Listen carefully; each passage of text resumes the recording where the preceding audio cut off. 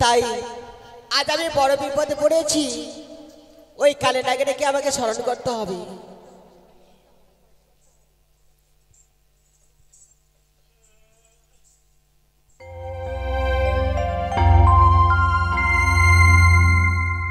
ছোট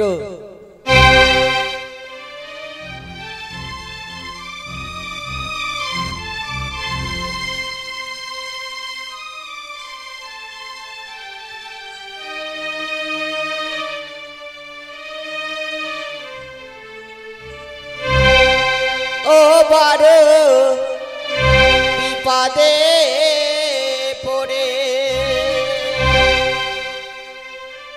ও ডাকি রে নাগিনী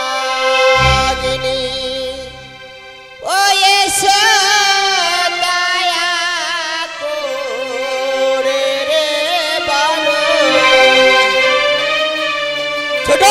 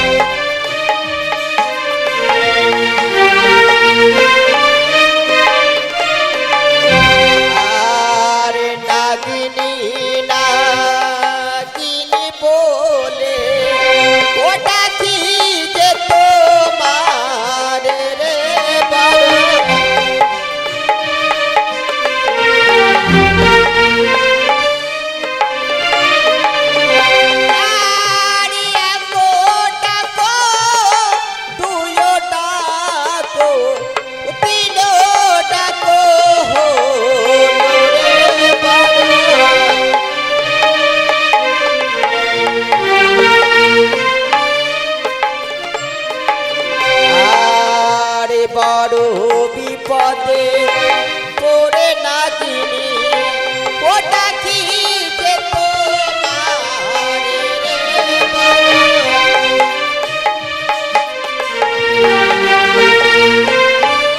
কোথায় না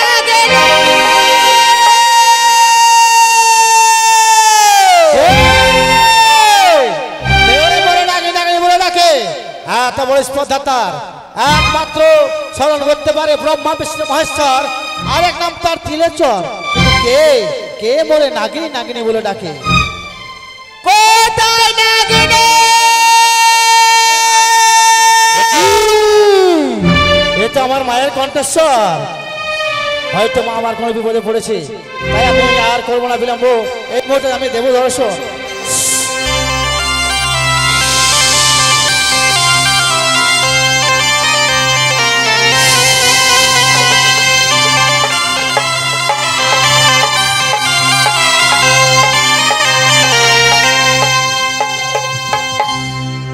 তবু চরণে প্রণাম হয় মা, আশীর্বাদ করে নাগিনী। বলো বলো মা, ইহার কারণ তব সাথে বাদ করে হেনে কুঞ্জন ব্রহ্মা বিষ্ণু মহেশ্বর কি আছে দেবরন্দ্রপুরের ভিতর? শোনো শোনো রে নাগিনী, বলে যেহেতু ঠাই সাপড়া মানবের কাছে বড় লজ্জা পাই। কে কে বলে নাগিনী ঘাট নামে তার চন্দ্রধার, তথাপি না পুজিয়ে চাঁদ আমার চরণটা। বলো মা, আমি কি করতে পারি মা?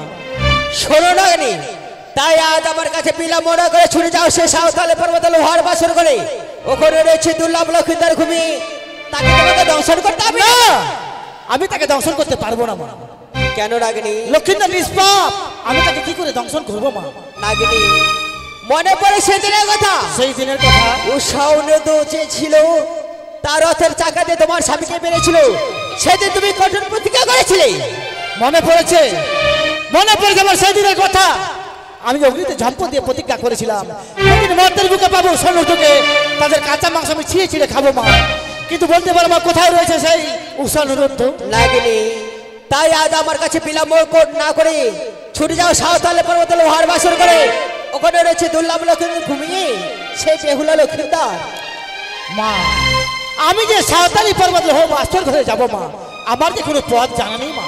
নাগিনী ওই সাঁওতালে পর্বতে লোহার বাসর করে তোমায় আমি নিয়ে যাব। বেশ, তুমি আমার সাথে। বেশ, তাই চলো মা।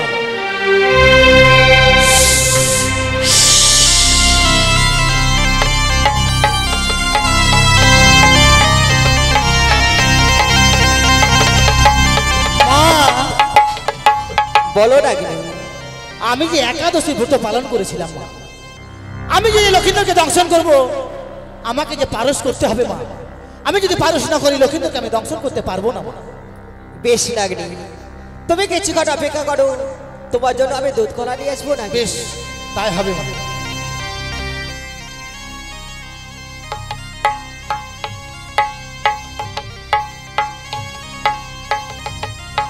এই তো আমি পারস করেছি, আমি লক্ষিন্দরকে দংশন করবো মা। চলো মা, চলো সে সাঁওতালি পর্বত ঘরে মা। এসে শুনি তুই আমার সঙ্গে।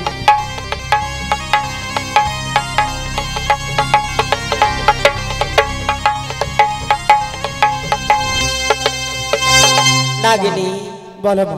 আর সাঁওতাল পর্বতে লোহার বাসর করে তোমায় আমি এসেছি, এই বাসর ঘরে তুমি প্রবেশ করো নাগিনী। মা, আমি যে বাসর ঘরে প্রবেশ করবো মা, আমি যে কোনো প্রবেশ খুঁজে পাচ্ছি না মা গো। শোনো নাগিনী, তুমি ছুটে যাও সেই ঈশান কোণে। ঈশান কোণে রয়েছে চুলে নেই ছিদ্র, আর চুল দিয়ে বন্ধ করে রয়েছে নাগিনী। বেশ মা, আমি যে বিশাল লহ নিয়ে সুতার নিয়ে সিদ্ধতে কি করে প্রবেশ করবো মা, তুমি একবার বলতে পারো মা? নাগিনী, তুমি জয় মা মনসা দেবী, জয় মা পদ্মাবতী, জয় মা বিশ্বহরি বলো। বেশ, আমি বাসর ঘরে প্রবেশ করবো মা। জয় মা মনসা, জয় মা পদ্মাবতী, জয় মা বিশ্বহরি। একই দেখছি আমি বেহুলা লক্ষিন্দর, ওদেরকে দেখে মনে হচ্ছে লক্ষ্মী নারায়ণ মতো শুয়ে রয়েছে। আমি কি করে লক্ষিন্দরকে দংশন করব? আমি লক্ষিন্দরকে দংশন করতে পারবো না। তাই তো আমি এই মুহূর্তে লক্ষিন্দরকে জাগাবো। লক্ষিন্দর যদি জেগে যায়, আমি বাসর ঘর থেকে ফিরে চলে যাব। বাবা লখায়, লখায়, লখায়, একবার জেগে দেখ না বাবা। আমি যে তোকে দংশন করতে এসেছি, তুই যদি জিজ্ঞেস আমি যে ফিরে চলে যাবো বাবা। তাই লক্ষিন্দর জাগবে না। লক্ষিন্দর মায়া নিদ্রিত, আমাকে যে লখাইকে জাগাতেই হবে। হো বাচ্চা মোর জাগো, বাচ্চা মোর জাগো রে,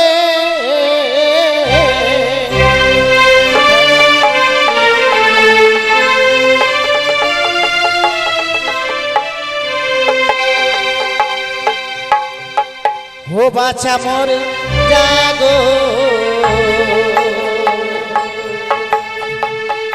ও বাচ্চা মোর জাগো রে,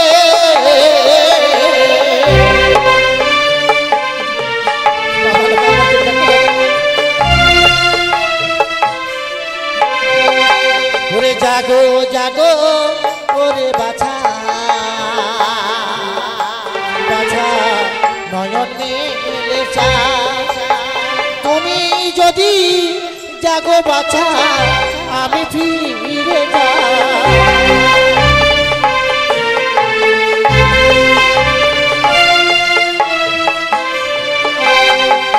আরে হায় রে দারুণ বিধি,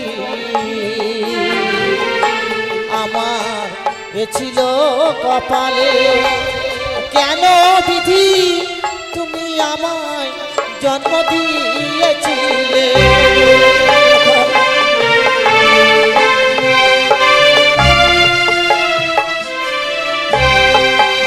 সাত পুত্রের জননী আমি, আমি থাকি যে ভুবনে, তোর কমলঙ্গে দংশিব কেমনে।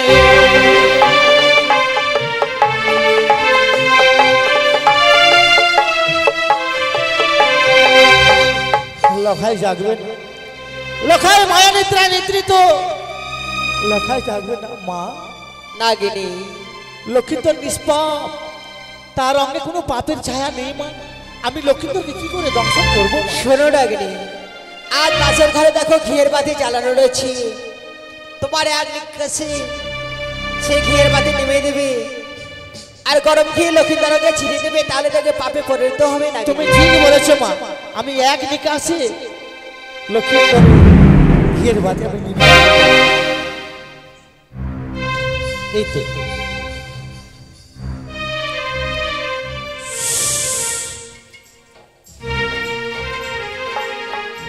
লক্ষিন্দরকে আমি পাপে পরিণত করেছি, কিন্তু মা আমি লক্ষিন্দরের পদতলে ছত্র ধারণ করে বসে থাকবো?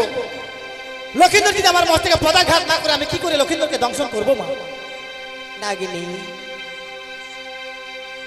আজ দেখো লক্ষিন্দর পাপে পরিণত হয়েছি। হ্যাঁ মা।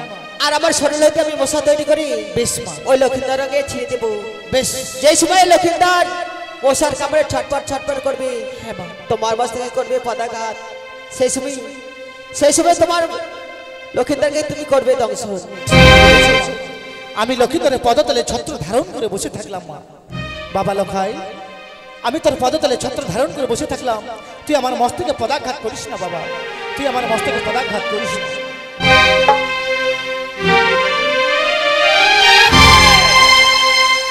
ওরে লখাই, তুই আমার মস্তকে যে পদাঘাত, তাই তোকে আমি করবো না ক্ষমা। এই মুহূর্তে থেকে আমি করিব দংশন না। আমি লখাইকে কেন দংশন করতে পারছি? ঠাকুর তুমি বলে দাও, আমি যদি লক্ষিন্দরকে দংশন না করি মা আমায় করবে অভিশাপ, আমি যে ভস্ম হয়ে যাব। তাই তোকে আমি অনুরোধ করছি লখাই, তুই আমার মস্তকে পদাঘাত করিস না বাবা, তুই আমার মস্তকে পদাঘাত করিস না।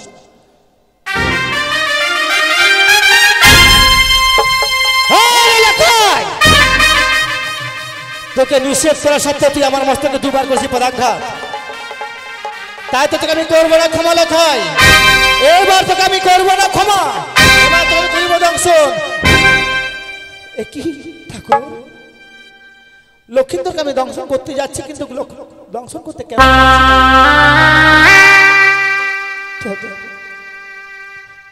আমার প্রাণে কেন মায়া হচ্ছে? লক্ষিন্দরের মুখপানে চাই আমার কেন মায়া হচ্ছে? আমায় মায়া করলে তো চলবে না, লক্ষিন্দরকে দংশন করতেই হবে। বাবা লখাই, তোকে আমি শেষবারের মতো অনুরোধ করে বলছি বাবা, তুই আমার মস্তকের পদাঘাত করিস না বাবা।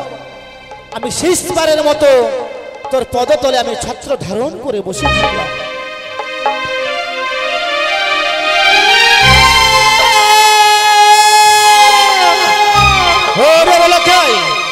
তোকে নিষেধ করা সত্ত্বেও তুই আমার মস্তকে পরপর 3 বার করেছি পদাঘাত, তা তোকে আমি এবার করবো না ক্ষমা। সাক্ষী থেকে চন্দ্র সূর্য, সাক্ষী থেকে আকাশ বাতাস, আমি এই মুহূর্তে লক্ষিন্দরকে করিলাম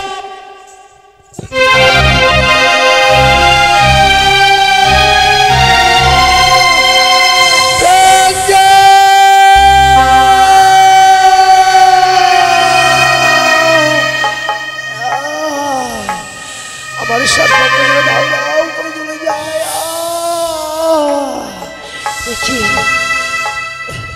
কি আমার বাসর ঘর অন্ধকারে কেন? বাসরে তো আমার প্রদীপ জ্বালানো ছিল,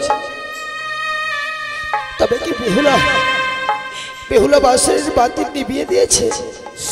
দাদা দেখি এই যেন সর্পের গর্জন, কে কে এই বাসর ঘরে? আমি কালিয়া নাগিনী বাবা। নাগিনী? হ্যাঁ বাবা। আজ তুমি কেন প্রবেশ করেছো নাগিনী? আমি কেন প্রবেশ করেছি জানো লখাই? কেন? আমি তোমাকে দংশন করেছি, তার জন্যই প্রবেশ করেছি। নাগিনী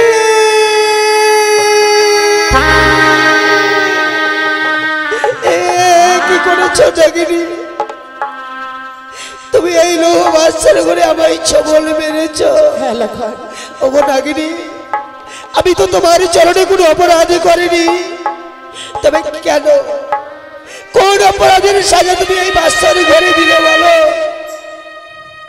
কোন অপরাধের সাজা তোমার কিছু জানো লখাই? তুমি কোনো অন্যায় করনি, অন্যায় করেছে তোমার পিতা। পিতা? পিতার পাপে পুত্রের মরণ, তাই আমি তোমায় করেছি দংশন লখাই। নাগিনী মা, আমার পিতা করেছিল অন্যায়, তার সাজা পেতে হলো আমায়, একই তোমার বিচার? তাই তো তোমায় আমি অভিশাপ করছি, যতক্ষণ আমার বেহুলা জেগে উঠবে এই বাসর থেকে তুমি কোথাও বেরোতে পারবে না। আমি তোমার কথা মতো বাসরে বসে থাকলাম। ওগো ওগো বেহুলা, তুমি একটিবার জেগে দেখো, ওই কাল নাগিনী যেন আমায় ছবল মেরেছে গো, আমার সর্বঙ্গ যেন বিষে নীল হয়ে গেছে।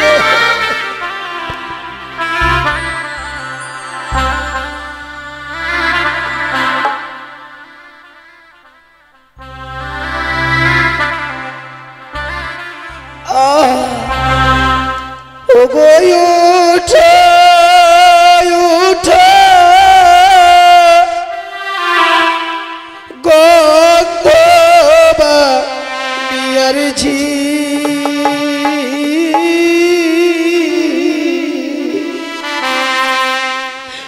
আমি মরি কাল নাগিনীর বিষে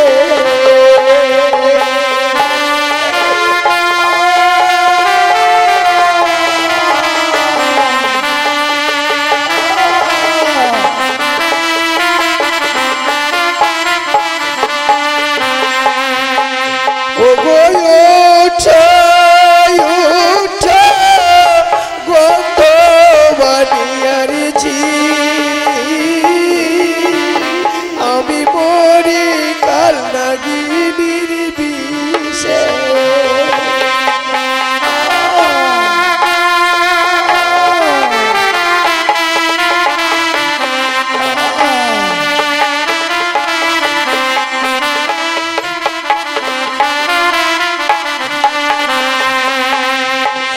ওগো পাইতে বিষ বুঝি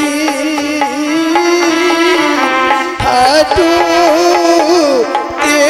উঠিল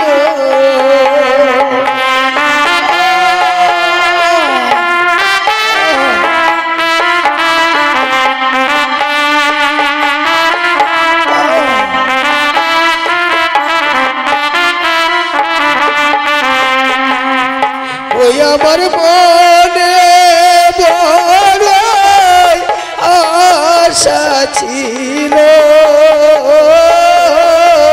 পুরে হলো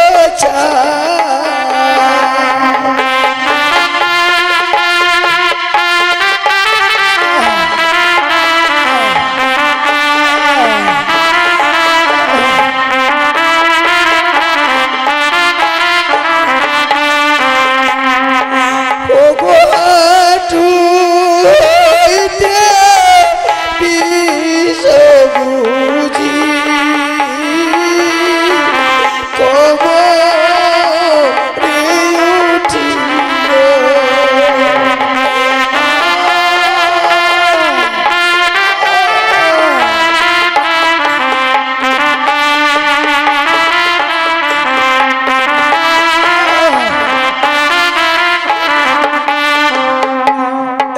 ওগো সোনার বর্ণ অঙ্গ আমার বিষে হলো কালো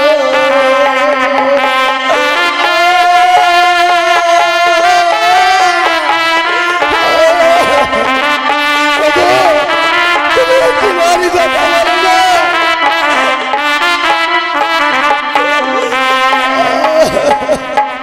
বেহুলা তুমি একেবারে জেগে উঠে কথা বলো না গো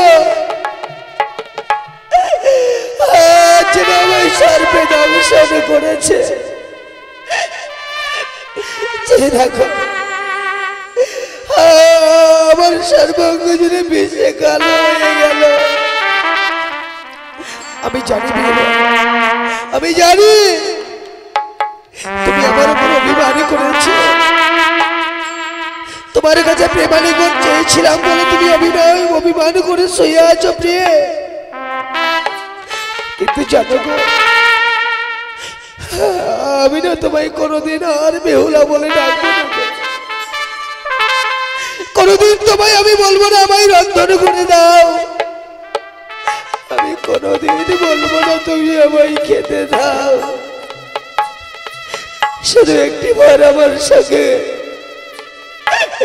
আজকের নিশিতে মনে মনে কথা বলো না গো জানো বেহুলা এই বিশাল পৃথিবীতে আমার বাবা মাকে যে শাস্ত্রা দেবে এমন কেউ নেই গো আমার বাবা ভাই বলেছিল রে লোকাই কাল যখন পূর্ব আকাশে সূর্য উদয় হবে আমি সামনে তোলাই করে তোকে এই চপ্পলাই নিয়ে আসবো। আমার জন্য সেই আশাটুকু পূর্ণ হলো না গো। আমার সেই আশাটুকু যেন পূর্ণ হলো না। আমি মনে মনে বড় আশা করেছিলাম তোমায় নিয়ে এক সুখের বাসা বাঁধবো। এই কাল বৈশাখীর ঝড়ে যেন আমার বাসা ভেঙে গেল। তুমি শুধু আমার মা বাবাকে একটিবারে বাবা মা বলে দেখো গো।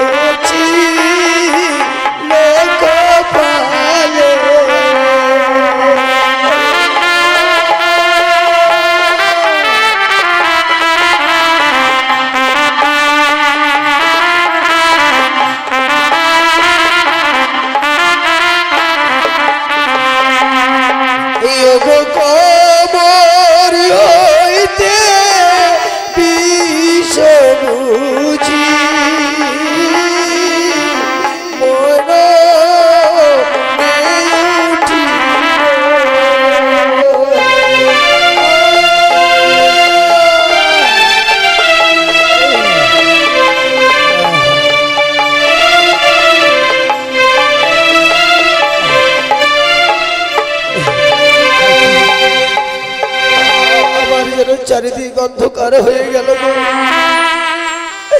আমি যেন তোমাকে দেখার দৃষ্টি শক্তি আমি হারিয়ে ফেললাম। আমি কোনোদিন আর তোমাকে দেখতে পাবো না গো। আমি তোমায় ছেড়ে চিরদিন অনেক দূর চলে যাব। ওগো আমার চপ্পলাবাসীগণ, আমি যদি আপনাদের চরণে কোনো অপরাধী করে থাকি ক্ষমা করে দিয়ে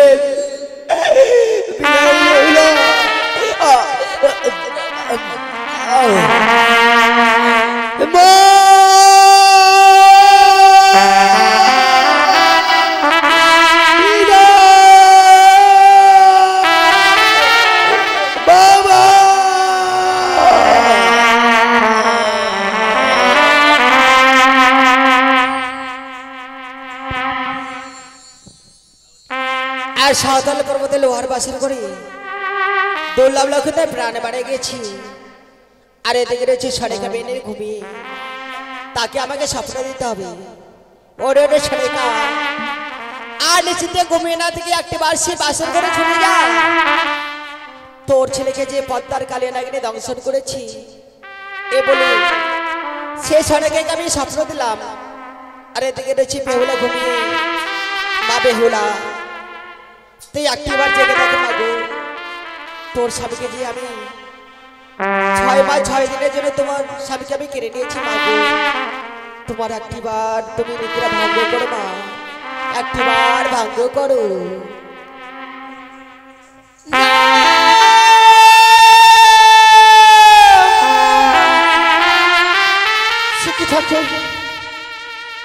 আজ এই নিশীথে কি স্বপ্ন দেখলাম?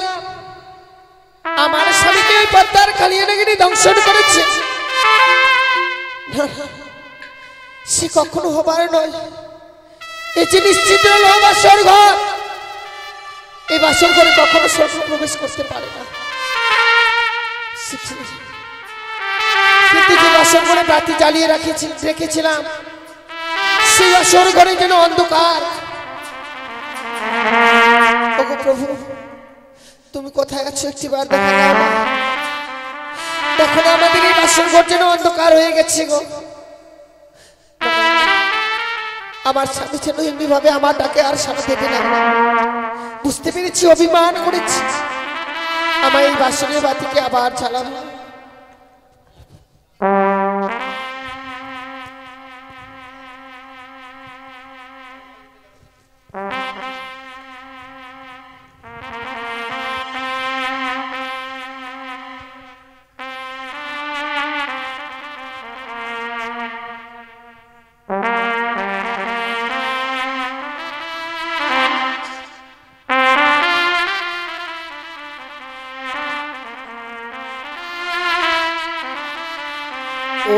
নিভিল বাসরের বাতি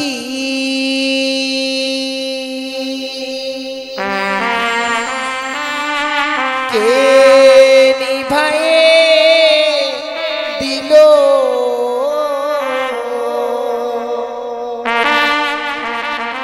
ওরে মানিক রতন বাতি আমার কে হরিয়ারে নিল বাতি জ্বলিয়া জ্বলিছে গো।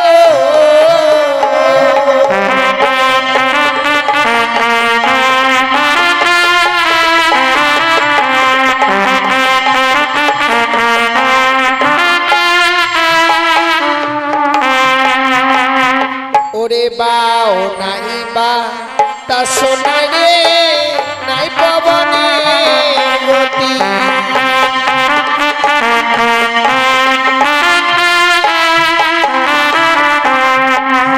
ওরে কেমন নিভিল আমার মানিক রতন বাতি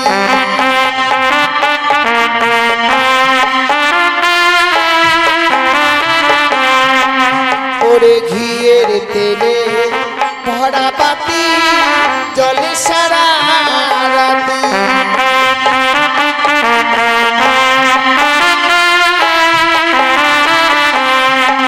তবে কেমন নিভিল আমার মানিক রতন বাতি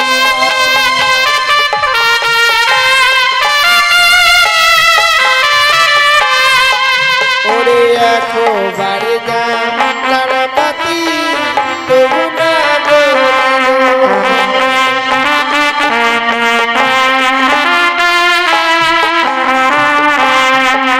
ওরে দুইবার জানার বাতি তবু না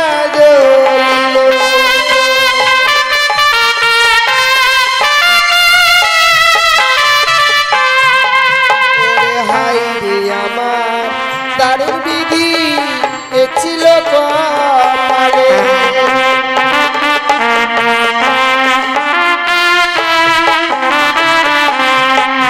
ওরে মামা নশার নামে বাতি জ্বলিয়া উঠিল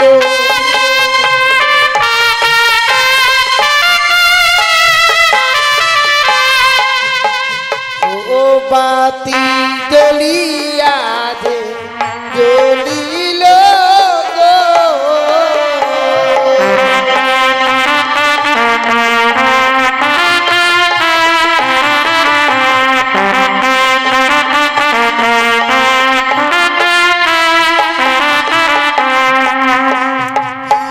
শিখি গো, আজকে দিনে কি এমন হয়েছে যে সৈন্য পালক ছেড়ে এই ধুলার মধ্যে পড়ে রয়েছে প্রভু? ওগো এমনি ভাবে নীরব হয়ে থেকো না, আমাদের জন্য যে সৈন্য পালক করে হয়েছে, চলো না প্রভু এই মুহূর্তে সেই সৈন্য পালককে উঠে চলো। স্বামী গো, সে কি ঠাকুর, আজ এমন কি অপরাধ করলাম যে স্বামী সেই সৈন্য পালক ছেড়ে এই ধুলার মধ্যে পড়ে রয়েছে? ওগো ওগো প্রভু, তুমি একটিবার আমার ডাকে সাড়া দাও না। কেন তুমি আমার ডাকে সাড়া দিচ্ছ না গো? আমি কি এত অপরাধ করেছি তোমার কাছে?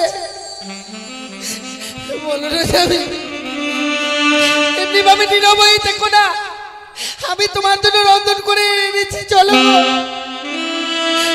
তুমি সেবা নিবে প্রভু, চলো। শিখি গো, আচ্ছা না আমার ডাকে আমার স্বামী সাড়া দিচ্ছি না। শিখি, এই বাসন করে যেন সর্পের গর্জন শুনতে পাচ্ছি আমি। তবে কে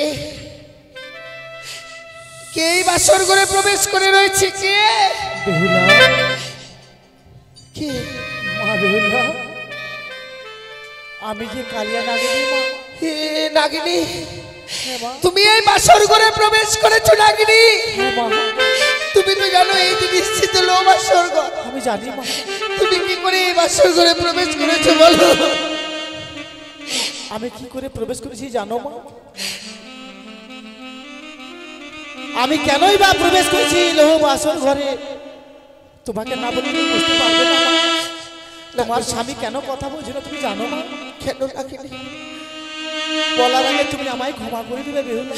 সে কি বলছো নাগিনী? আমি তো বড় অপরাধীর অপরাধী না, তুমি অপরাধী হতে পারো না। কি এমন অপরাধ করেছো বলো যে আমার কাছ থেকে ক্ষমা চেয়ে নিচ্ছ? আমি কি অপরাধ করেছি জানো বেহুলা? আমি যে তোমার স্বামীকে দংশন করেছি বেহুলা। না!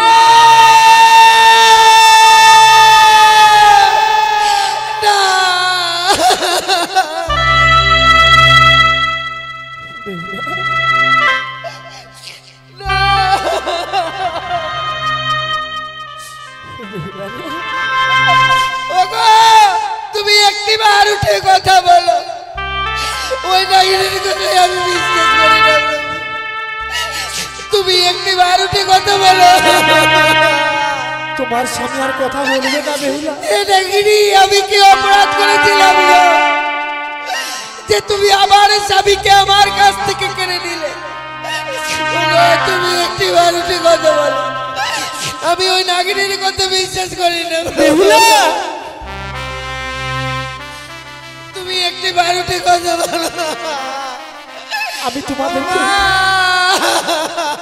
তোমার স্বামীকে তোমাকে আমি অনেকবার জাগিয়েছি কিন্তু তোমরা জেগে ওঠোনি। আমি তোমার স্বামীর পদতলে ছত্র ধারণ করে বসেছিলাম। পরপর তিনবার করেছে পদাঘাত। তাই তো আমি তোমার স্বামীকে করেছি বেহুলা। ওরে তুই বারণী মিঠুর নাগিনী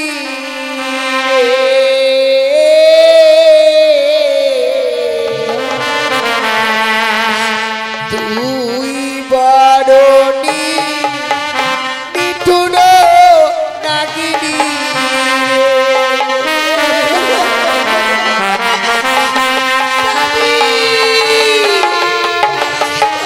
তুমি উঠে গেছো।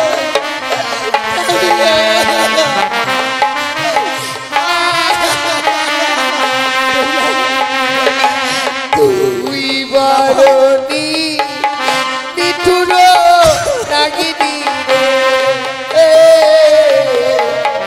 তুই বারণী মিঠুর নাগিনী।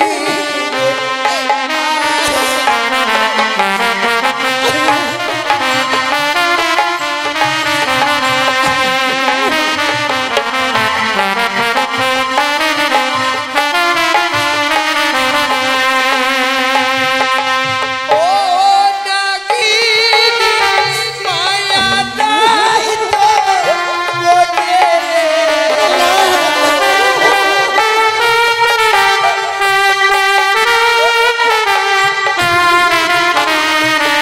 ও নাগিনী দয়া নাই তো মনে রে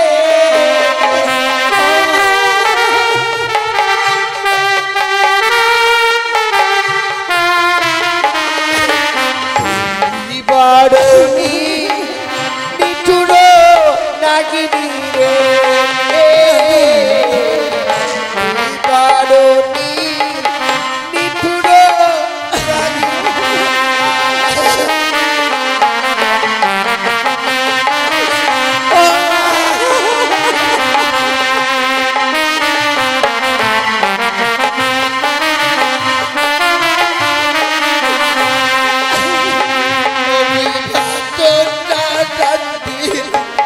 বিছানা পাতিনু স্বামীর লাগিয়া রে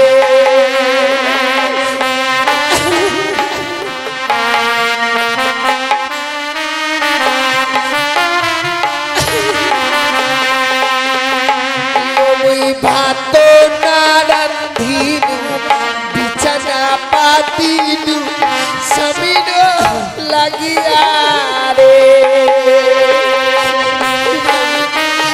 ওগো, তুমি কথা বলো না।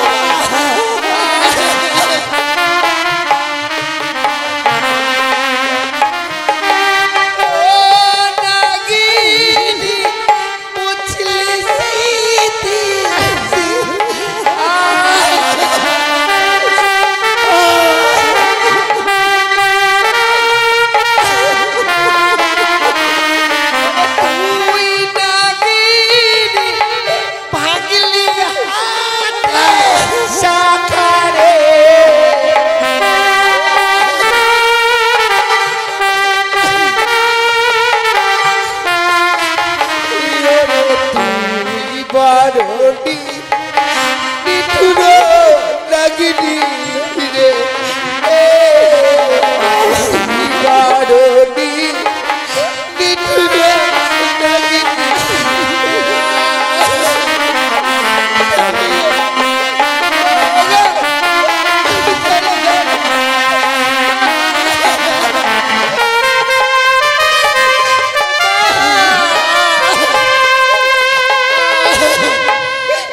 নাগিনী আমি তোমায় ছেড়ে দেবো না আমার অস্ত্র হচ্ছে বিহারের সহ্য জাতি তা দিয়ে আমি তোমার অস্ত্র করে কাল পুত্র কেটে নিই না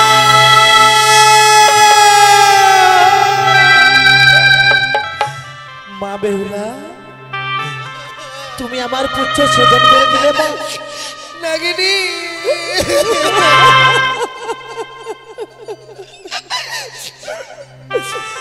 আমাকে যে না খুলে কেউ নেবে না মা।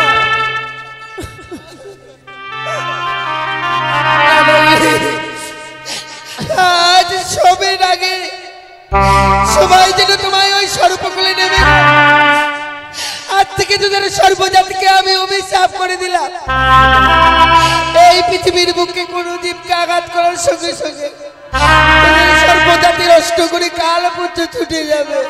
বেশ মা, আমি তোমার অভিশাপ মাথা পেতে গ্রহণ করে নিলাম মা। যেদিন তুমি কোনো বিপদে পড়বে তুমি আমায় একবার নাগিনী বলে ডাকবে মা। আমি যেখানে থাকি উল্কার বেগে ছুটে এসে আমি তোমাকে উদ্ধার করবো মা। আমি তোমাকে উদ্ধার করবো। হে ভগবান আমি তোমার কাছে কি অপরাধ করেছিলাম গো? আমার স্বামীকে তুমি কেড়ে নিলে আমি তো তোমার কাছে কিছু অপরাধ করিনি ঠাকুর কি কপাল নিয়ে আমি জন্ম নিয়েছিলাম এই পৃথিবীর বুকে কি পাপ করেছিলাম আমি মা বাসর করে আমার স্বামীকে আমি হারিয়ে ফেললাম। তুমি কথা বলো একটি বার কথা বলো তুমি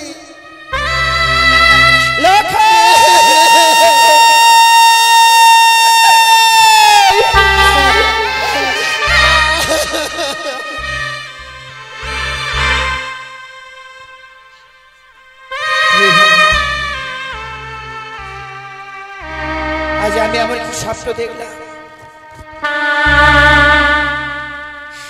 কেশন অদূর থেকে বললো রে সনিকা তুই আর নিশ্চিন্তে ঘুমে থাকিস নে মা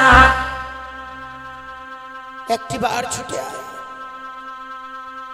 ছুটে আয় বাসুর ঘরে ওই বাসুর ঘরে যেন পদ্মার কাল ভোজকে প্রবেশ করে আমার লখাইকে দংশন করেছে। হায় ভগবান এই স্বপ্ন দেখবার পরেও আমি কিভাবে স্থির হয়ে থাকি এখনো নিশিপুর বাদ হলো না কি করে ওই সাঁওতালি পর্বতের লৌহ বাসুর ঘরে যাই না না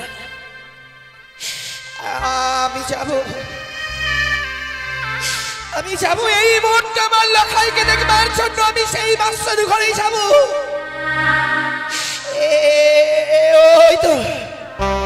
ওই তো যেন অমনি ভাবে লখাই আমাকে মা মা বলে ডাকছে তারা লখাই তারা বাবা ভাই এমনি ভাবে আরে মা মা বলে ডেকে তুই আর ধৈর্যের বাঁধ ভেঙে দিস নে আমি এই মুহূর্তে যাচ্ছি লখাই লখাই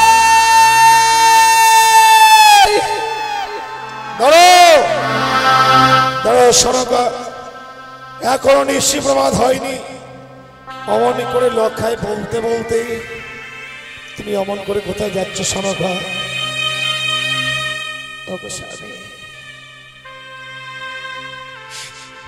আচ্ছা আমি এমনই স্বপ্ন দেখলাম স্বপ্ন দেখি আর স্থিরে থাকতে পারলাম না শয়ের পক্ষে তাই আমি ছুটেছি আমার আমার লখাইকে দেখবার জন্য আমি সেই বাসর ঘরে যাচ্ছি গো। স্বপ্ন দেখবার পর তুমি অমন করে বিচলিত হয়ে লখাই বলতে বলতে এই নিশ্চিতে তুমি ছুটে চলেছ সনকা। স্বপ্ন যেমন স্বপ্নের মতো আসে আবার স্বপ্নের মতো চলে যায়, বাস্তবে স্বপ্ন কোনোদিন সত্য হয় না সনকা। তাই যেন হয় গো ভগবান, তাই যেন হয়। এই দুঃখিনীর স্বপ্ন যাতে আজকে তিনি সত্য না হয়। কিন্তু গো স্বামী, সন্তানের খুব মঙ্গল দেখবার পরও আমি কি ভাবি স্থির হয়ে থাকি বলো না গো। দোহাই গো, দোহাই তোমার দুটি চরণ ধরে বলছি, একটি বারের জন্য আমাকে ওই বাসর ঘরেই নিয়ে চলো না গো। তুমি কি বলছো সনকা? আজকে নিশ্চয় তুমি ওই বাসর ঘরে যাবে? তুমি ভেবে দেখো তো সনকা, সন্তানের বাসর ঘরে মাতা পিতা হয়ে আমরা কি করে যাব? আমি জানি স্বামী, আজকের এই বাসর ঘরে পিতা মাতাদেরকে যেতে হয় না গো। ওগো স্বামী, আমি তোমাকে কথা দিচ্ছি গো,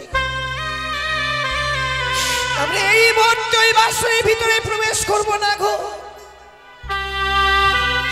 বাসরের বাইরে থেকে বৌমা লখাইয়ের মুখে কয়েকটি কথা শুনবার পর আমরা বাসরের বাইরের স্থান থেকে ফিরে চলে আসবো। বেশ সনকা, বৌমাকে আমি কথা দিয়েছিলাম নিশ্চয় বাহাদুরে নিয়ে যাবো স্বর্ণদোলা। বৌমাকে দেওয়া কথা আমি রাখতে পারলাম না, তোমারই কথা রাখতে এই মুহূর্তেই নিশ্চিতেই আমি তোমাকে সেই বাসা ঘরে নিয়ে যাবো। এসো। ওগো, একটি বার কথা বলো না, এমনি নীরব নিস্তব্ধ হয়ে যদি থাকবে, আমি আমার মনের কথা কার কাছে প্রকাশ করে বলবো বলো? নিশ্চিত প্রমাণ হয়ে গেলে বাবা মারা ছুটে আসবে, আমি কি কৈফিয়ত দেব? তুমি একটি বার উঠে কথা বলো, তুমি কথা বলো গো প্রভু। সনকা, বৌমাকে বলেছিলাম আজকের এই বিবাহ অনুষ্ঠান কাল তোমার বাসার ঘরে কেউ ঘুমাবে না। ওকে চেয়ে দেখো, বৌমা যেন কি সুন্দর সারানিসি জেগে লক্ষ্মীন্দর সাথে কথা বলছে, তুমি কর্ণপাত করে শোনো। আমি শুনতে পাচ্ছি স্বামী, বৌমা শুধু কথাই বলছে না গো, বৌমা যেন বাসনের ভিতরে যেন টুকরে টুকরে কাঁদছে গো। বৌমা বাসার ঘরে কাঁদছে, কিন্তু আজকের সুখে নিশিতে বৌমা বাসার ঘরে কাঁদবে কেন সনকা? স্বামী, না জানি আজকের দিনে আমার স্বপ্ন সত্যি। সনকা, ওগো, আর তুমি দেরি করো না গো, একটিবার বৌমাকে ডেকে বলো না বাসরের দরজা খুলে দিতে, আমি ওই বাসরে প্রবেশ করবো গো।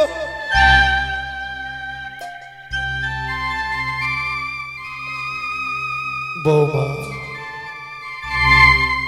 বাবা, আমি তোমার শ্বশুর বাবা এসেছি, বাবা গো, সঙ্গে তোমার শাশুড়ি মাকেও এনেছি। মা এসেছে, কেন এসেছেন গো বাবা? বৌমা, এই আমি কি সৃষ্টি মা, বাসরে বাইরে এসে যখন দাঁড়ালাম তোমার কান্নার রোল, তুমি বাসর ঘরে কেন কাঁদছো বৌমা? না বাবা, আমি কাঁদছি না গো, কেন কাঁদবো আমি এই বাসর ঘরে? আমার তো কাঁদবার দিন নয় গো। এই তুমি কি বলছো? তুমি বাসর ঘরে কাঁদছো অথচ আমার কাছে মিথ্যে বলছো। বাসের বাইরে এসে দাঁড়ালাম, তোমার কান্নার রোল ভেসে আসে, আর তুমি বলছো তুমি বাসর ঘরে কাঁদছো না। সনকা, বৌমা অষ্টম নাবালিকা, নারীর ব্যথা নারীরাই বোঝে, তুমি একটু বৌমাকে বুঝিয়ে বলো তো বৌমা বাসর কেন কাঁদছে? বেশ ও বধূমা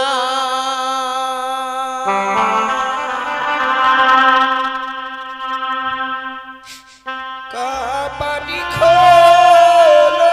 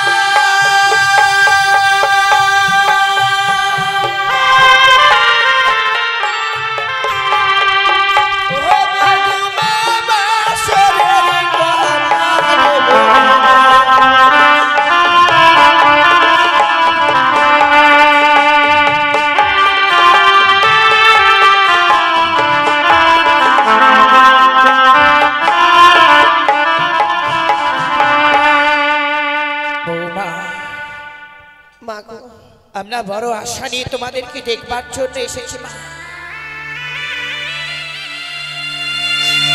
এমনি ভাবে আজকের এই দিনে সেই আশা থেকে আমাদেরকে বঞ্চিত করে দিও না মা। না গো মা, এই আশা থেকে আপনাদেরকে আমি বঞ্চিত করে দেবো সেই অধিকার আমার নেই। তাহলে কেন কেন নীরব হয়ে রয়েছ মা? সেই বাক্সের ঘরে কেন এই দরজা খুলে দিচ্ছ না? না মা,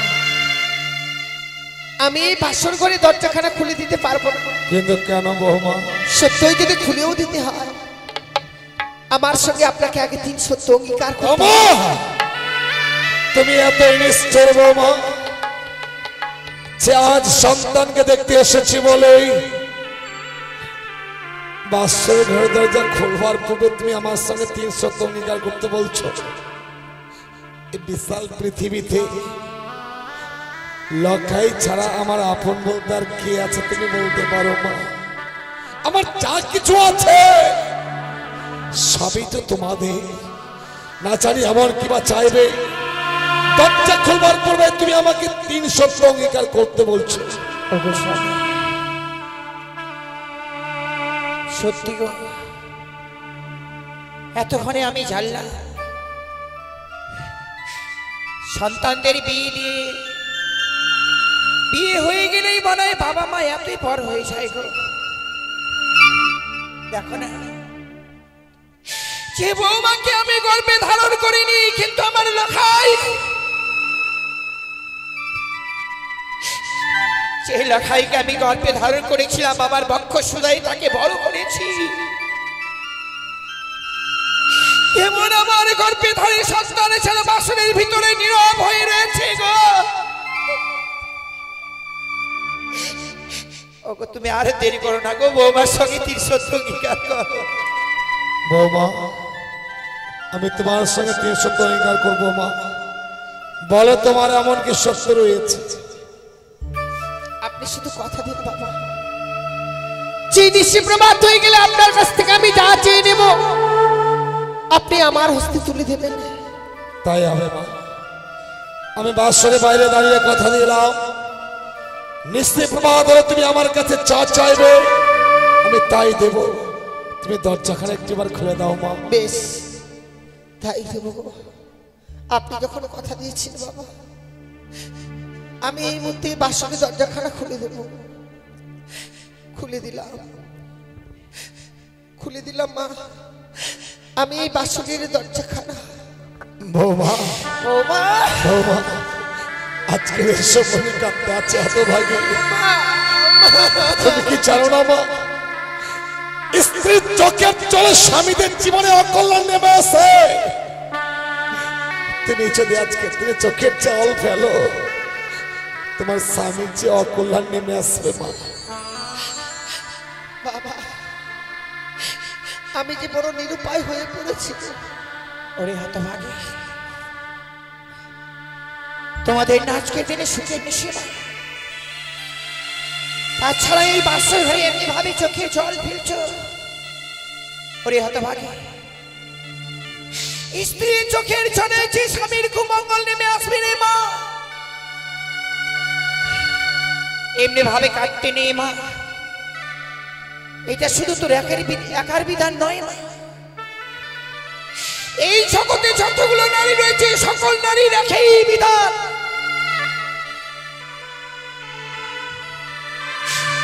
কথাই বলে না মা, দুষ্টু মিষ্টি স্বামী হয় বঞ্চন তব ঘর, দয়ালু দিন ভাই তব হয়ে যায় পর।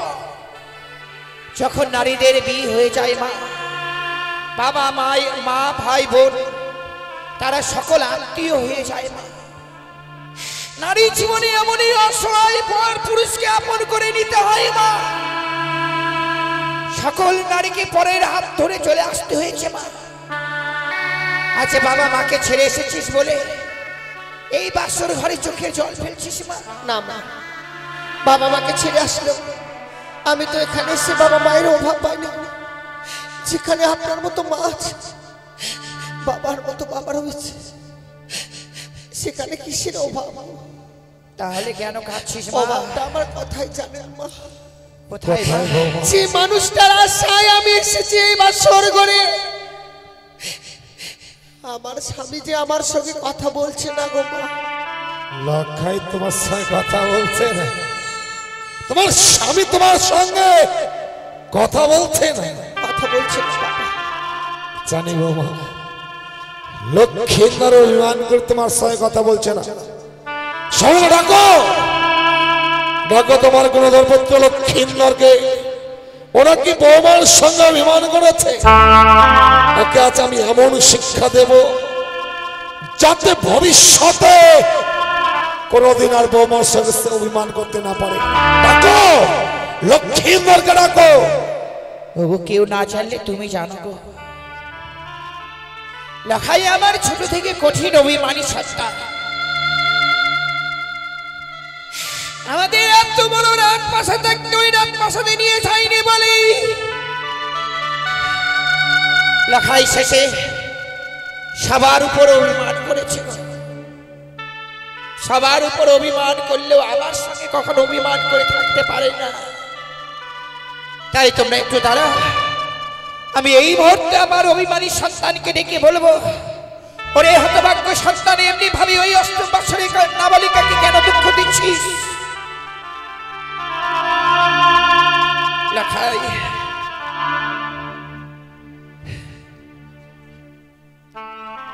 লখাই রে, ওরে অভিমানী সন্তান আমার, এমনি ভাবে এই সোনার পালঙ্ক ছেড়ে মাটির বিছনায় ঘোরাঘুরি যাচ্ছিস? এত অভিমান তো! দেখ পুত্র, আমি তোর মা এসেছি বাবা। একটিবার তুই আমার সঙ্গে কথা বল। তুই একটিবার শুধু আমাকে মা মা বলে ডেকে সান্ত্বনা দে। লখাই, লখাই রে,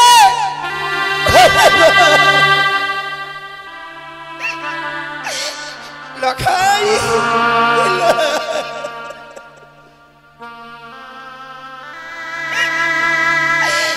হাইরে অভিমানী সন্তান আমার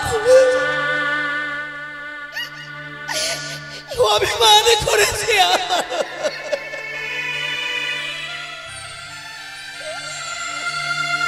মা হয়ে সন্তানের মান ভাঙাতে পারছে না। কেমন মা তুমি? তোমার সন্তানের মান ভাঙাতে পারছো না। আমি ডাকলে লক্ষ্মীন্দর নিশ্চয়ই সারা দেবে।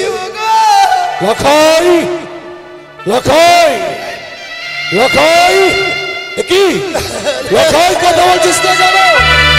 বৌমা আমি কি দেখছি লক্ষ্মীন্দরের সোনার বর্ণ অঙ্গ আজ মলিন হয়ে গেছে, তার বদন মানে গরল হয়ে যাচ্ছে। বৌমা লখাই আমার সন্তান কেন লখাই কি হয়েছে বাবা? সে আর কথা বলবে না গো বাবা। কিন্তু কেন বৌমা? কি করে কথা বলবে গো? আমার স্বামীকে যে ওই পদ্মার কালিয়ে নাগিনী দংশন করেছে।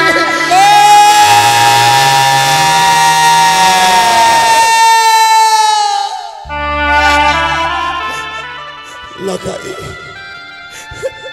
ওরে ওরে হতে পারে না, তোকে সর্বে দংশন করতে পারে না লখাই। ওরে কথা বল লখাই। হে একটি মার চেয়ে দেখ, তোর মা এসেছে, আমি এসেছি।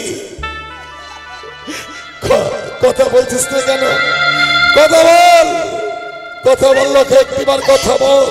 আরে নেই গো স্বামী, আরে নেই।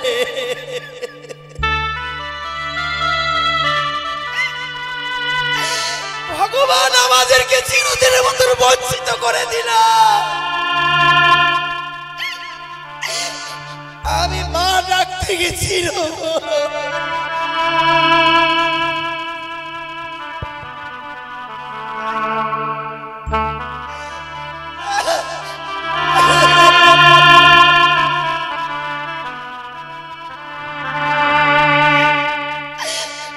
আধার হয়ে গেল গো স্বামী। সাদের সোনার চম্পলা নগর যেন আধার হয়ে গেল।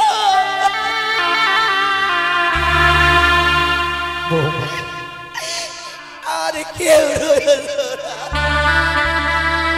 লখাই কিনে আমার গর্ব ছিল না যে লখাইকে রাজ সিংহাসনে বসিয়ে দিয়ে আমি আমার বাকি জীবনে অবসর নেব, কিন্তু আমার সন্তান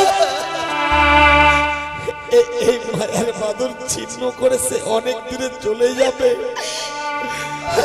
আমার জানা ছিল না বৌমা। আমার সকল আশা যেন ব্যর্থ হয়ে গেল, আমি নিঃস্ব হয়ে গেলাম বৌমা, আজ আমি নিঃস্ব হয়ে গেলাম।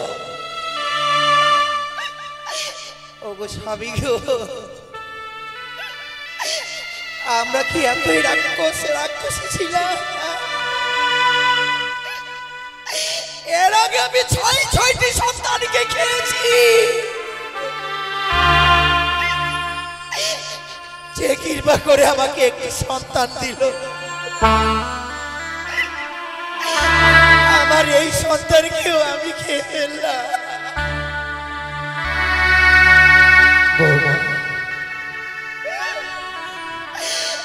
আর দুঃখ করো না, তোমরা কেউ দুঃখ করো না। লক্ষ্মীন্দর পরে মারা গিয়েছে বলেই তোমরা যদি বাসর ঘরে কাঁদো, তারা কানি আড়াল থেকে অট্টহাসি আসবে, অট্টস্বরে বলবে ওরে ছাত্র আমি উচ্চক শাস্তি দিয়েছি, তাই তোমরা বাসর ঘরে কেউ কাঁদবে না। তোমরা আমার সঙ্গে নাচো, গাও, আনন্দ করো, কেউ বাসর ঘরে কাঁদবে না। ও ভালো নাচে রে মানিয়া তাতে সদাগর ভালো, ও ভালো নাচে রে মানিয়া তাতে সদাগর। পুত্র মরল ভালোই হলো, মিটল যে জঞ্জাল। পুত্র মরল ভালোই হলো, মিটল যে জঞ্জাল। ভালো নাচে রে মানিয়া তাতে সদাগর হলো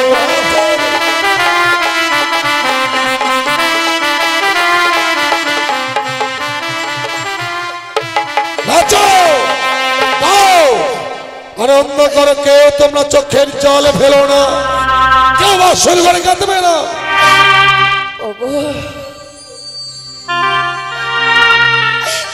তুমি যে এত ভাষাদ আমার জানা ছিল না গো আমার এলাকায় নাকি রয়েছে মৃত্যু সজ্জায় আর তুমি নাচছো আর গাইছো মা ওগো তুমি আমাকে একটিবার গান শিখিয়ে দাও না গো ওগো তুমি একটিবার আমাকে নাচ শিখিয়ে দাও না শালকা আজ ধাবাক্য প্রেত প্রেম আর ধৈর্যের বাঁধ ভেঙে দিও না আমি আর থাকবো না গো যাও সেই স্থানে না খাই এই হতভাগীকে মা মা বলে ডাকতে পারে না আমি আর এই বাসর ঘরে থাকবো আমার লখাইকে এই মুহূর্তে আমার রাজপ্রাসাদের তুলসী মণ্ডপে নিয়ে চলো লখাইকে আমি শেষ সাজাটা সাজিয়ে দিয়ে আমি বিদায় করে গীতিবরগণ লক্ষ্মীন্দরকে নিয়ে চলো গীতিবরগণ লক্ষ্মীন্দরকে নিয়ে চলো বৌমা লক্ষ্মীন্দর প্রাণে মারা গেছে মা শত কাঁদরা লক্ষ্মীন্দর কোনোদিন সারা দেবে না তাই বলে কি জানো তুমি স্বামীর সঙ্গে ত্যাগ করো মা তুমি একটিবার স্বামীর সঙ্গে ত্যাগ করো তাহলেই আমি আমার পুত্রের সৎকার করতে পারবো মা বাবা সে কি বলছেন না বাবা না আপনি তা করবেন না বাবা কেন বৌমা ও শ্বশুর বাবা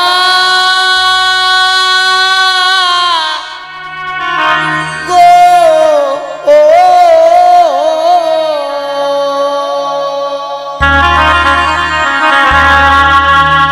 আমার স্বামী কেনা পুরা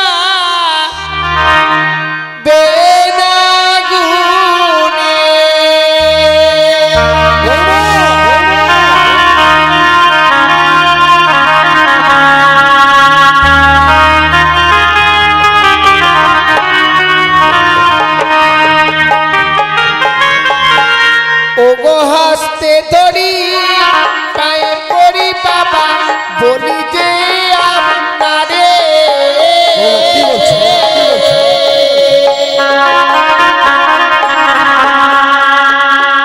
তো স্বামী ও গো বাবা ভিক্ষে দিন আমারে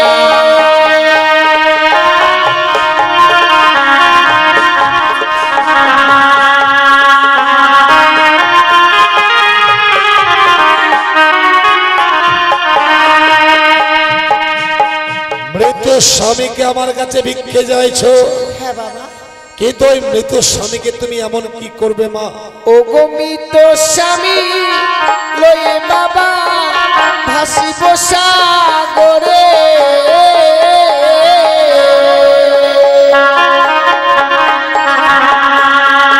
ভাসিতে ভাসিতে বাবা যাব দেব পুরে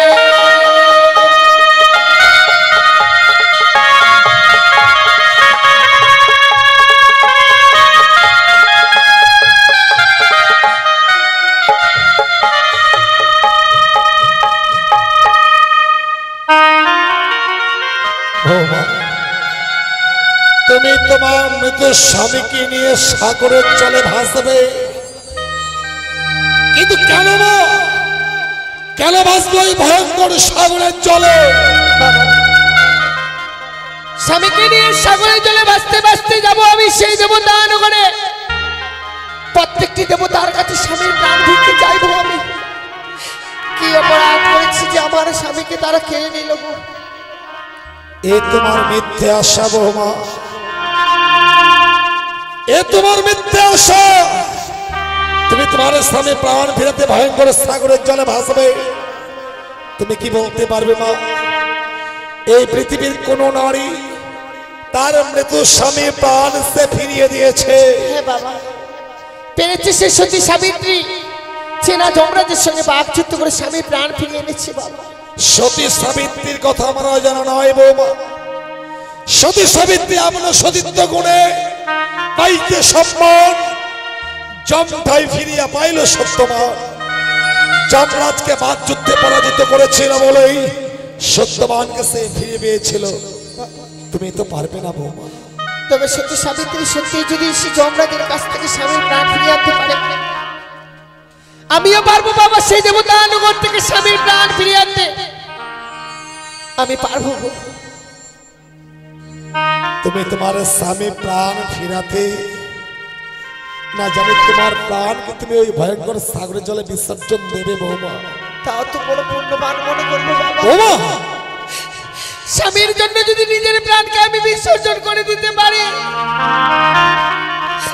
তবুও মনে করবো যে আমি ভাগ্যবতী বলে এই পৃথিবীর বুকে জন্ম নিয়েছি। চুপ করো। তুমি তোমার স্বামী প্রাণ ফিরাতে ভয়ঙ্কর সাগরের জলে ভাসবে। তুমি যদি তোমার স্বামীকে নিয়ে ভয়ঙ্কর সাগরের জলে ভাসতে চাও, তোমার চেয়ে বহুমূল্য অলংকার গুলো খুলে দিতে হবে বৌমা। বাবা, এই অলংকার আমায় খুলে দিতে হবে। আপনি ঠিকই বলেছেন, সে নারীর স্বামী নেই, সে নারীকে আর কোনো অলংকারে মানে না গো বৌমা। আমার তো স্বামী নেই গো বাবা। আপনি যখন চেয়েছেন এই অলংকার গুলো, কিছু সময় অপেক্ষা করুন, আমি আস্তে করে সমস্ত অলংকার আপনাকে খুলে দেব। তুমি তোমার অলংকার গুলো খুলে দেবে মা।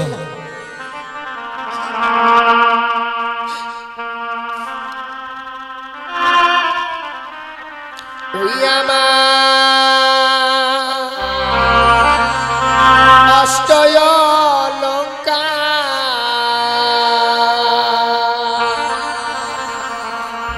লহ শ্বশুরি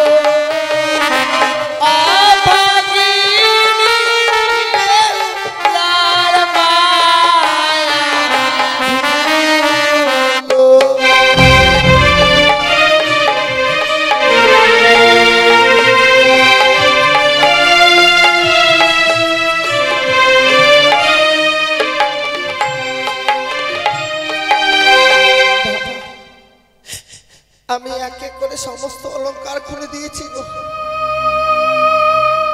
অলংকার গুলো চাইলাম বলে আজ অলংকার গুলো খুলে দিতে পারলে মা। বাবা ওই অলংকার গুলো পরিধান করে তুমি যখন লক্ষ্মীন্দরের পার্শ্বে বসেছিলে, তোমাকে দেখে যেন লক্ষ্মী প্রতিমার মতো লেগেছিল। আর আজকে দিনে তুমি অলংকার গুলো পরিত্যাগ করে বলেছো বলে তোমাকে পাগলিনীর মতো লাগছে। বাবা স্বামী হারিয়ে গেলে পাগলিনী ছাড়া আর কি হতে পারে বল?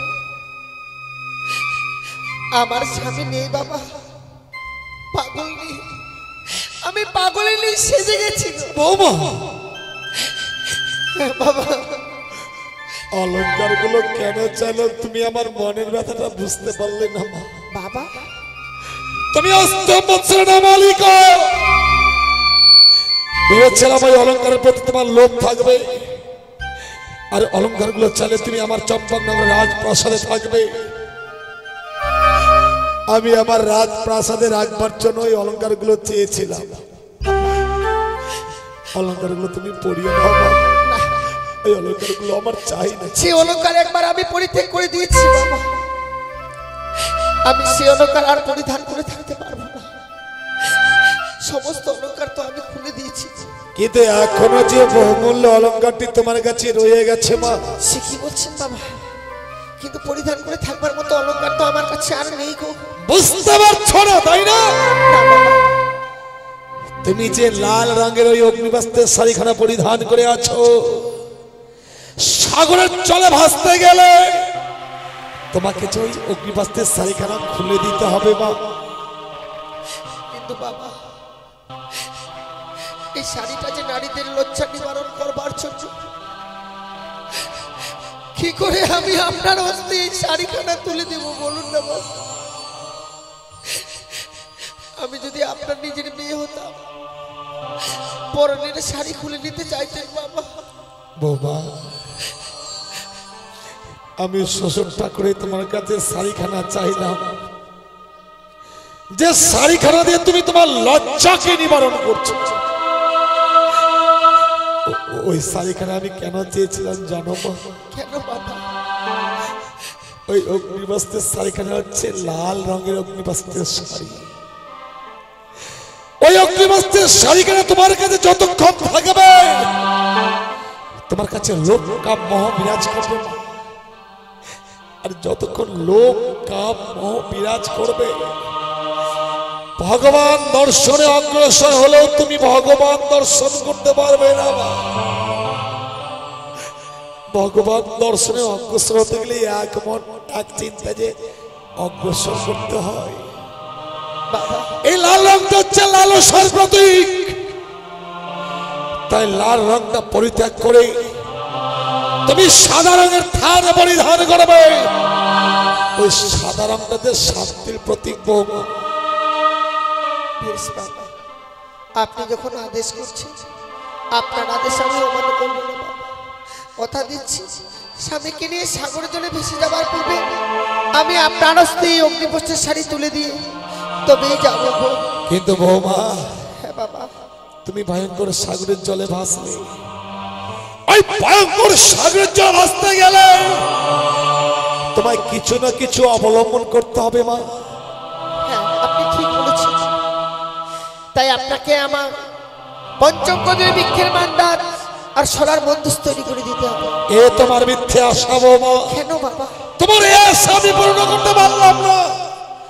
কদলের বৃক্ষের মান্দাজ আমি তোমায় দিতে পারবো না বৌমা। বাবা কিন্তু কেন দিতে পারবেন না? তুমি জানো না বৌমা, দক্ষিণে বনরে বাণিজ্যের কারণে যাত্রা করেছিলাম, 14 ডিঙা ধারণাতে পরিপূর্ণ যখন ফিরে আসি, ভয়ঙ্কর কালিদাহে অতল তলে আমার 14 ডিঙা তলিয়ে যায়।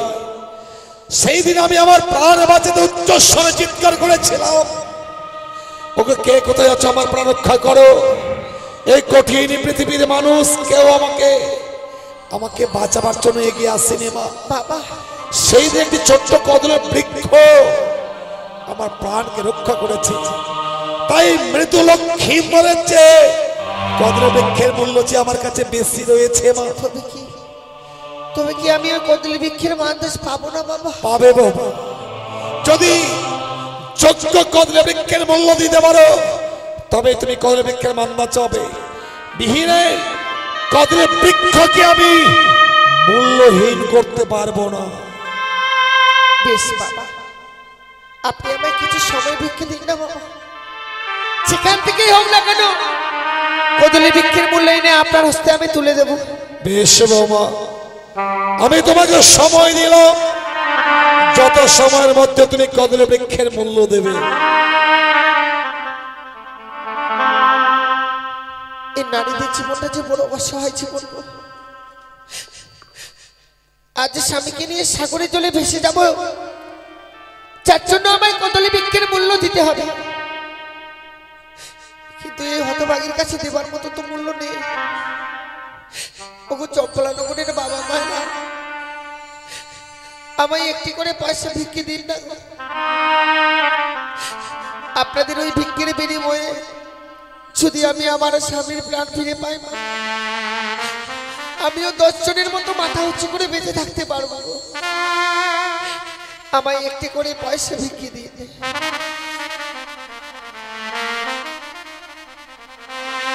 আমায় একটি পয়সা দিন গো মায়েরা,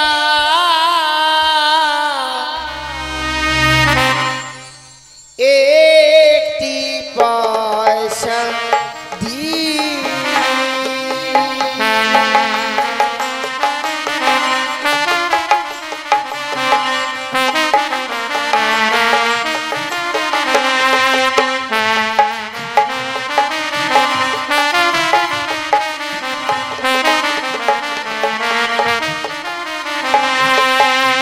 একটি পয়সা দিন গো মায়েরা, একটি পয়সা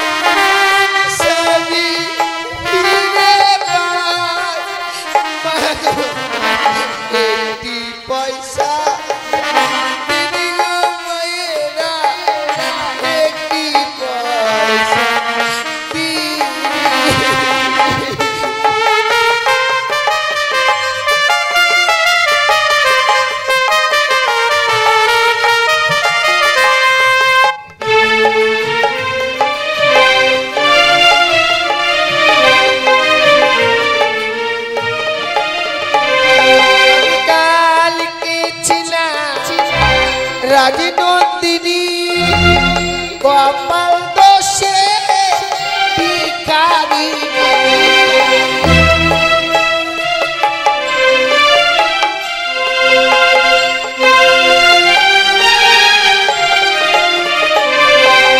কালকে ছিলাম রাজনন্দিনী ভাগ্য দোষে ভিখারি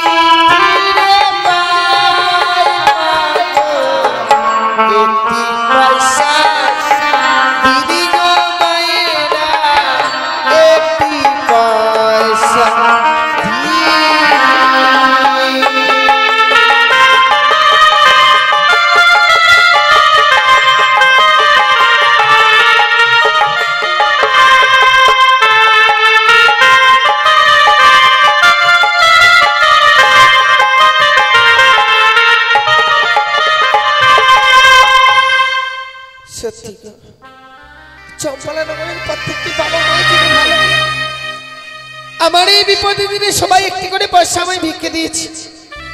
ঠাকুর, তোমার কাছে আমি কামনা করব যে বাবা মায়েরা দান করেছিল, ওই বাবা মায়েদের মেয়েরা যেন আমার মতো কোনোদিনও বিধবা না হয়, বৌমা আমার মতো যেন স্বামীকে না হারায়। তুমি কি কদর বৃক্ষের মূল্য এনেছো মা?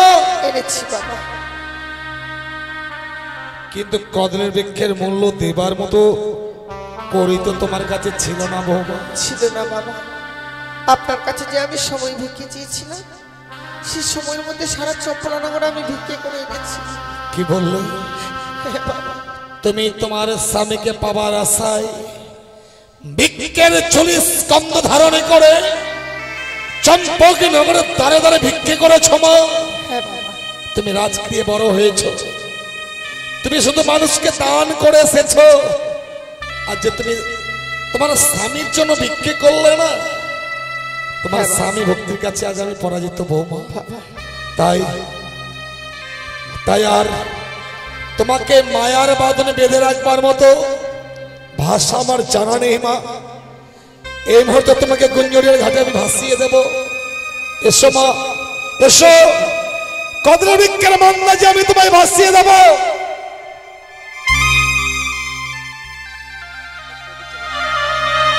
বৌমা, এই ঘাটে আমি তোমায় প্রথম পরীক্ষা করব। তুমি তোমার মৃত স্বামীকে নিয়ে খেলতে যাচ্ছ মা, তুমি মরাকে নিয়ে খেলতে যাচ্ছ। মরাকে নিয়ে কে খেলা করে জানো? কে বাবা? মরাকে নিয়ে ডোমেরা খেলা করে। তাই আমি সুযোগ ঠাকুরে তোমায় অভিশাপ করছি বাবা। এই মরার কারণে একদিন তোমাকে ডোমানি শাস্তি হবে বৌমা। আপনি যে অভিশাপ করেছেন, এই অভিশাপ আমি মাথা পেতে গ্রহণ করে নিলাম। কিন্তু কেন বৌমা? ডোম ছাড়া তো ডোমানির সাথে যায় না বাবা। ডোমানির বেশ ধারণ করে আসলেও স্বামীর প্রাণ ফিরে পাবো আমি। আমার অভিশাপের মধ্যে হচ্ছে তোমার আশীর্বাদ লুকিয়ে থাকবে, আমার জানা ছিল না মা। সত্যই যদি তোমাকে ডোমানি শাস্তি হয়, তুমি তো তোমার স্বামীকে ডোম হিসেবে ফিরে পাবে। কিন্তু বৌমা, তোমার কদরের বৃক্ষের মান্নাত কেন লৌহ শৃঙ্খলে বাঁধা রয়েছে। বাধা রয়েছে। লৌহ শৃঙ্খল ছিঁড়ে টুকরো টুকরো করে যদি ওজনের দিকে ধাবিত হতে পারো, তবেই জানবো তুমি তোমার স্বামীকে ফিরিয়ে পাবে। বেশ বাবা। বৌমা, একদিন আমি আমার জীবিত সন্তান লক্ষ্মীন্দরকে তোমার হাতে তুলে দিয়েছিলাম। আজ আমি আমার মৃত্যু সন্তান লক্ষ্মীন্দরকে তোমার হাতে তুলে দিলাম। বিদায় বাবা। যাবার সময় বিদায় বলতে বিদায়। বৌমাই আমি কি দেখছি? লৌহ শৃঙ্খল ছিঁড়ে টুকরো টুকরো হয়ে তোমার ভালো খেলা জানো উচ্চের দিকে ধাবিত হচ্ছে কেন?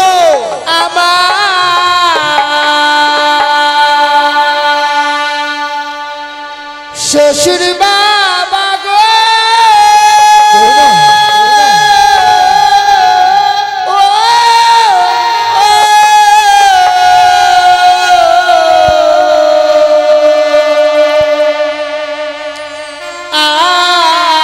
আমি চলে যা